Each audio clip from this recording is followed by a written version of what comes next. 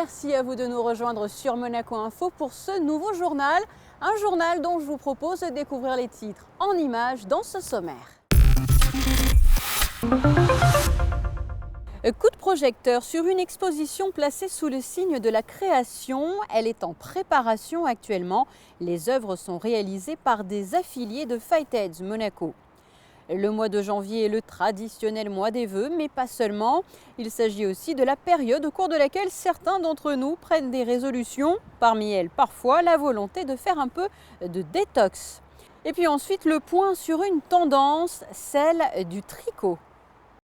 Et débutons cette édition sur ces images réalisées en début de semaine. Vous le voyez au cœur de l'hôtel Hermitage. Le ministre des Relations extérieures et de la coopération, Gilles Tonelli, présentait ses vœux au corps consulaire accrédité auprès de la Principauté. La Principauté qui, vous le savez très certainement, a ainsi noué au fil des années de nombreux liens avec les pays représentés par toutes les personnes que l'on voit actuellement.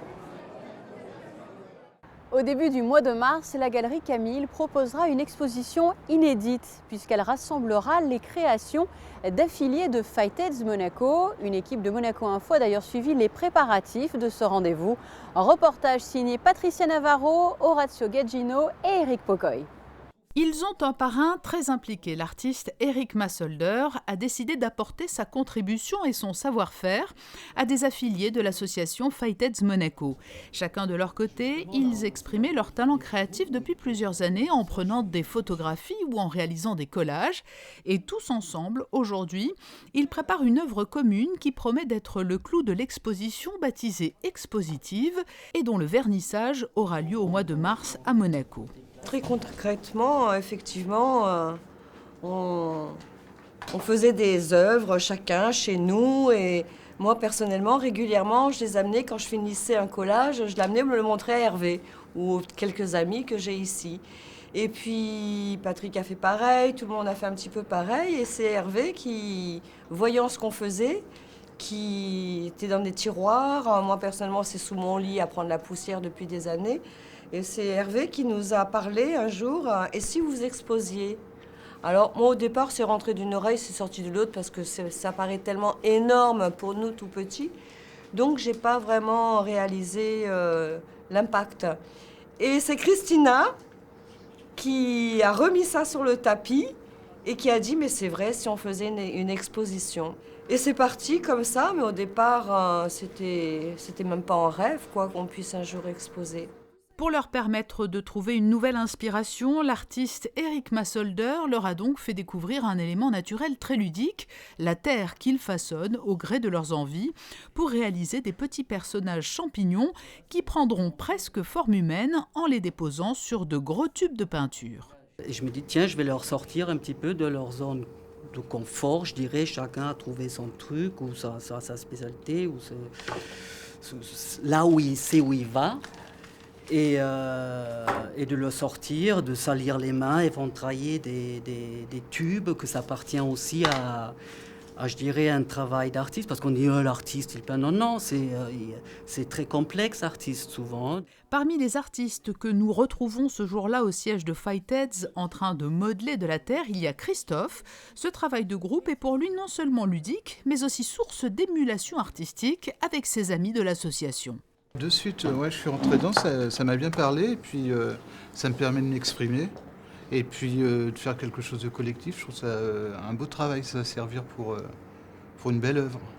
Alors vous venez de la photographie, là on est dans quelque chose de tout à fait différent. Hein. Vous découvrez cette matière, ce travail ? Un petit peu, ouais. Voilà, c'est super marrant. Ces œuvres communes et le travail respectif de chacun de ces artistes affiliés de l'association Fightheads Monaco seront exposés à compter du 9 mars prochain à la Galerie Camille. Une nouvelle année placée sous le signe de la gastronomie et de la légèreté. Si, c'est possible et c'est proposé par l'établissement Les Thermes Marins de Monte-Carlo. Si vous avez envie d'un peu de détox, eh bien Christine Datomel et Olivier Bonello ont la réponse. Ils sont partis à la rencontre du chef de l'établissement, l'Hirondelle. Souvent, les repas de fête de fin d'année riment avec excès en tout genre. Notre corps est fatigué et la balance joue avec nos nerfs. afin de mieux se sentir dans sa peau et voir s'envoler les kilos accumulés ces dernières semaines.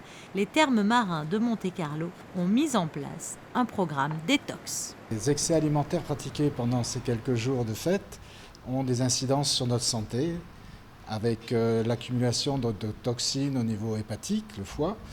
On a également des répercussions sur ce qu'on appelle le microbiote intestinal, c'est-à-dire l'équilibre de nos bactéries, qui sont normalement nos petits amis contenus dans l'intestin, et également sur ce qu'on appelle l'équilibre acido-basique. Donc l'équilibre acido-basique, l'ensemble des aliments sont acides, sauf les fruits et légumes. Donc ce qui est recommandé après les fêtes, donc, c'est de limiter au maximum les apports en acides gras saturés, donc les viandes, les fromages, les produits laitiers, augmenter la consommation des fruits et légumes. Là, vous avez quelques exemples sur les assiettes. Et ce qui va nous permettre donc de rééquilibrer le côté acido-basique. Donc les aliments végétaux sont essentiellement alcalins. Aux côtés du médecin, le chef du restaurant L'Hirondelle, Jean-Claude Brugel. Ensemble, ils élaborent des recettes détox à base d'aliments précis pour soulager l'organisme. L'objectif, manger sain sans pour autant se priver de goût. Les aliments, ce sont beaucoup de fruits et légumes. Pareil, ça peut être aussi un jus de citron le matin de bonne heure. C'est peut-être dur à avaler, mais c'est quelque chose qui est très bien, qui va un petit peu dynamiser le foie et le pancréas, qui vont un petit peu nettoyer tout l'organisme. Ce sont des préparations à base de fruits et de légumes. Alors, ce sont des eaux détox. Alors, c'est pas cru. Par contre, contrairement au bar de l'Atlantide, on a des fruits centrifugés ou des mélanges de fruits et légumes également. Donc là, on va cuire ces préparations, mais tout doucement à 66 degrés ou maximum 70 degrés. Donc on va faire deux techniques, je vais vous faire voir comment on fait, nous avec du matériel professionnel, avec une machine sous vide. Et aussi, je vous ferai voir comment on peut le faire aussi, tout simplement à la maison. Comme moi, j'ai pas de machine sous vide, on va le faire juste dans une petite calotte avec du film étirable dessus et un petit bain-marie dessous. Et on va faire ça mijoter pendant. Par contre, c'est un petit peu long, il faut à peu près 2-3 heures de mijotage pour extraire tous les sels minéraux, toutes les bonnes propriétés. On va récupérer tout ce qu'il y a de très bon dans ces fruits et légumes. Alors là, je suis en train d'émincer des fruits et des légumes. Alors ça, c'est l'eau détox. Moi, j'appelle ça celle du Quercy parce que c'est un petit peu des produits qui venaient de chez moi. Alors c'est vrai qu'on ne mange pas si souvent du chou rouge ou même du chou blanc. Et le chou rouge a des propriétés détoxifiantes très importantes, avec beaucoup d'antioxydants également. Il y a du pruneau, un petit peu pour purger, nettoyer un petit peu tout l'organisme. Il y a aussi le radis noir qui a beaucoup de vertus tonifiante et détoxifiante aussi. Et voilà, un petit peu d'oignon doux des Cévennes qui donne un petit peu de goût, qui est très sucré. Voilà. Et après, on va mélanger ça avec un petit peu d'orange pour pareil tout ce qui est vitamines. Alors, le fait de qu'on va le cuire comme ça, on garde toutes les vitamines. C'est quelque chose qui est très énergique, il y a beaucoup d'énergie. Donc on va cuire tous ces légumes et ces fruits ensemble. Voilà. Alors on peut mettre aussi bien sûr du citron si on veut, du pamplemousse. Bon, là j'ai mis des petits kumquats.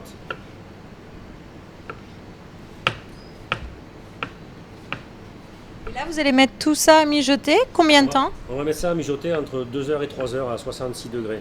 Alors moi je le coupe assez fin parce que comme ça diffuse un petit peu plus et puis le but c'est d'extraire les vitamines, tous les oligo-éléments qu'il y a dans chaque légume. Alors ça peut s'émincer aussi au robot, si on a un petit robot éminceur. Et ça c'est quelque chose qui peut se faire, alors le jour où on en fait, on peut en faire en grosse quantité et ensuite on peut le congeler ça. Une fois que ce sera filtré, une fois qu'on va le cuire, on va le laisser reposer, ensuite on va le filtrer, c'est-à-dire le passer au chinois. On va le laisser reposer, on va le faire refroidir rapidement. Et après, on peut même le congeler, ce qui veut dire qu'un jour, toutes les semaines, vous pouvez dire, je fais une petite cure à la maison, voilà, où je me sens pas bien, et c'est très nourrissant. Et ça, en fait, on le mange à quelle heure? Alors, vous pouvez le manger, pourquoi pas même au petit déjeuner.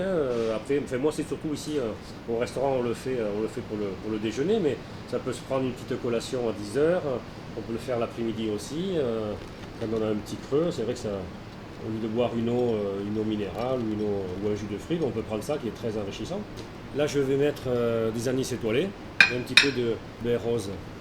Alors, il y a de la glace parce que pour mettre vide, le froid, c'est plus facile.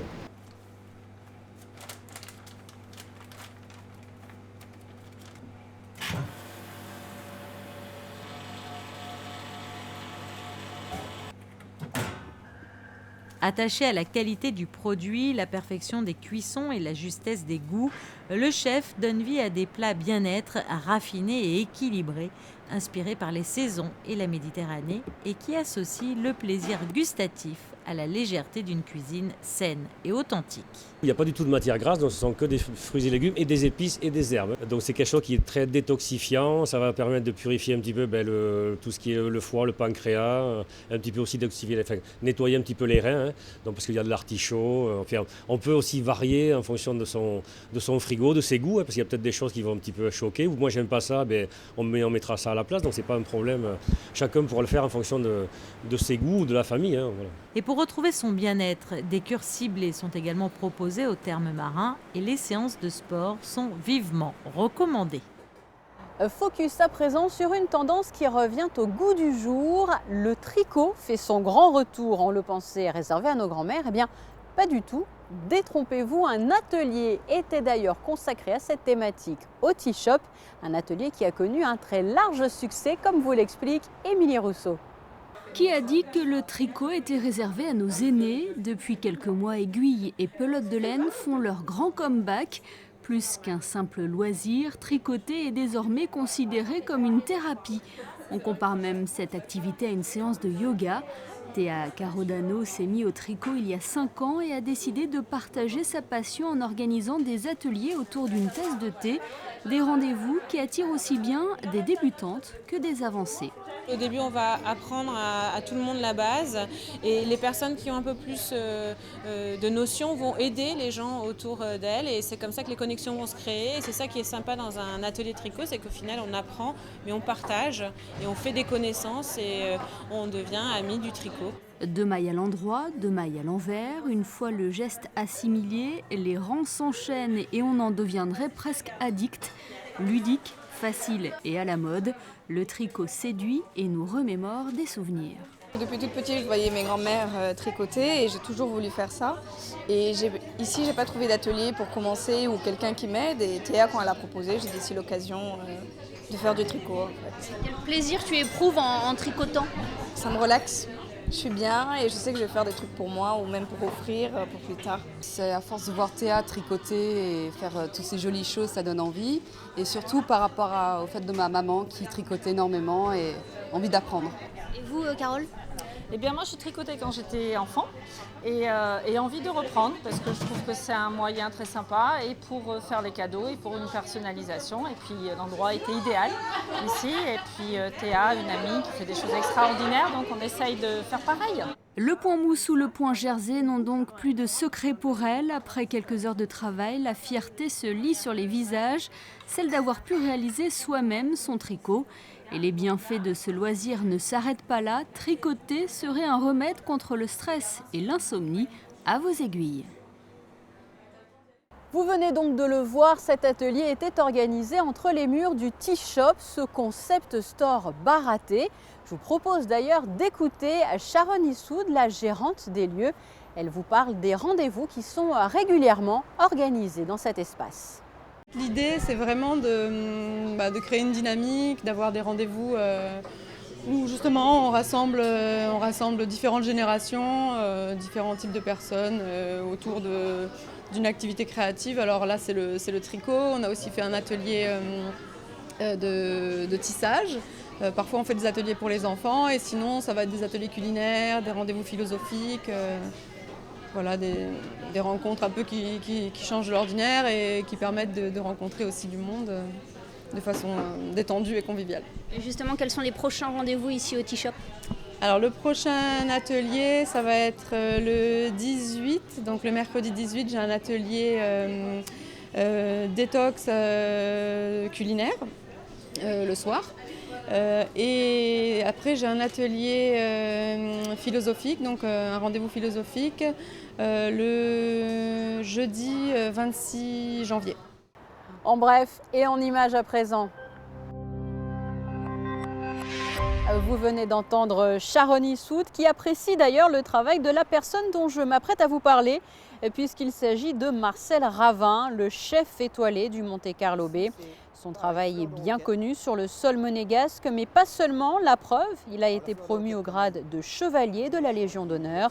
Marcel Ravin, bien connu pour multiplier les plats créatifs en alliant notamment les saveurs antillaises aux mets méditerranéens.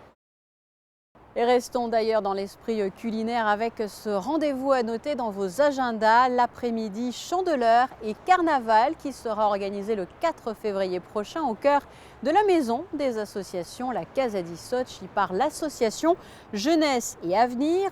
Réservation au numéro de téléphone suivant, le 93 30 10 28 ou le 06 73 60 29 39. Passons à présent à vos prévisions météo. Mercredi, rétablissement d'un temps sec, assez ensoleillé, refroidi au lever du jour et les températures devraient rester fraîches tout au long de la journée, comptées de 4 à 11 degrés. Jeudi, du beau temps et des nuages insignifiants. Vendredi 13, du soleil et quelques nuages passagers poussés par un vent irrégulier. Samedi, le ciel redeviendra plus incertain, en grande partie nuageux, risque d'un peu de pluie. Et puis dimanche, des nuages par moments menaçants, mais de larges apparitions du soleil au cours de l'après-midi. Fin de cette édition, merci pour votre fidélité. Je vous laisse à présent avec la suite de votre programme sur Monaco Info, un programme cinéphile dédié au 7e art avec les sorties cinéma de la semaine et José Sacré. À très bientôt.